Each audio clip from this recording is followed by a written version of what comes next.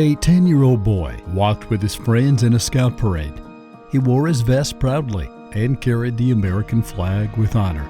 But suddenly, a few people in the crowd began to throw things at him. Soda cans, rocks, bottles. The boy's adult leaders huddled around to protect him. The boy would later learn that the reason he was targeted, and he was the only one who was targeted, was because of the color of his skin. He learned what it meant to be a victim of racism. The same boy, 30 years later, a professional musician, became friends with members of the Ku Klux Klan. Daryl Davis, a black man, regularly met with members of the KKK to eat together, to have conversation, and to find common ground. It all began with an unexpected encounter with a Klansman at one of Daryl's concerts. The man was impressed with Daryl's piano playing ability. After the performance, the two struck up a conversation. Daryl was more than a bit surprised when he found out he was talking to a Klansman, but it was also a realization for him that he could come together with people he never thought possible when he focused on something they both shared an interest in. In this case, music. Motivated by this sudden breakthrough, Daryl pursued more relationships with Klan members, including reaching out to a national leader in the KKK. The leader agreed to meet with Daryl, and amazingly, over time, the two became friends. Daryl even hosted the man in his home regularly.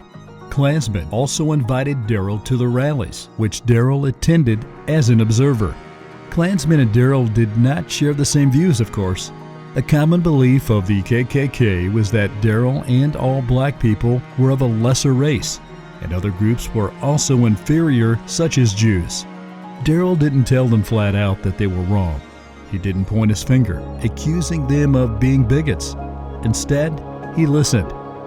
He listened. And he observed.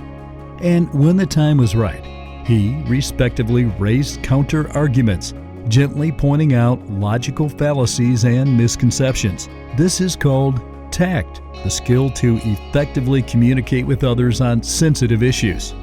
About speaking tactfully in these conversations, Daryl said in an interview with NPR, "The best thing you do is you study up on the subject as much as you can." I went in armed, not with a weapon, but with knowledge.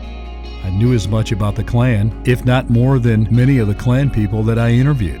When they see that you know about their organization, their belief system, they respect you. Whether they like you or not, they respect the fact that you've done your homework.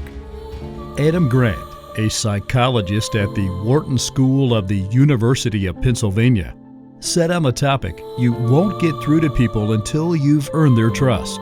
You're not likely to earn their trust until you've met them face to face and listened to their stories." How hard is it for us to sit down with people we disagree with and hear them out? For the KKK leader who Daryl had met with and invited into his home, after becoming friends with Daryl and having many long conversations, the leader decided to give up his membership in the Klan. He even handed over to Daryl his Klan robes. This man was one of hundreds that left the KKK or similar organizations thanks to Daryl's calm approach to confronting racism. A New York Times article highlighted one of those stories. "Daryl saved my life," said Scott Shepard, a former Grand Dragon of the KKK. Daryl extended his hand and actually just extended his heart too, and we became brothers. Daryl Davis, the man who sat down with his opposition and listened rather than pointing and yelling. The world recognizes you, Daryl, as a pillar of courage, forbearance, and composure.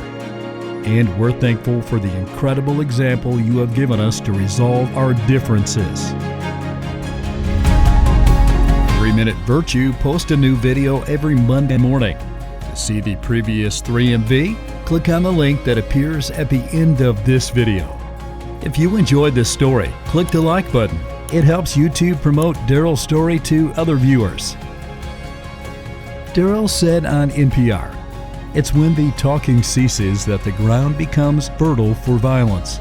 If you spend 5 minutes with your worst enemy, you will find that you both have something in common.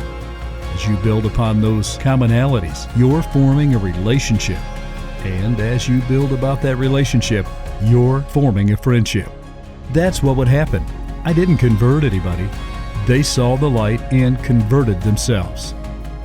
To watch Daryl's incredible TED Talk, find the link in this video's 3MV video description.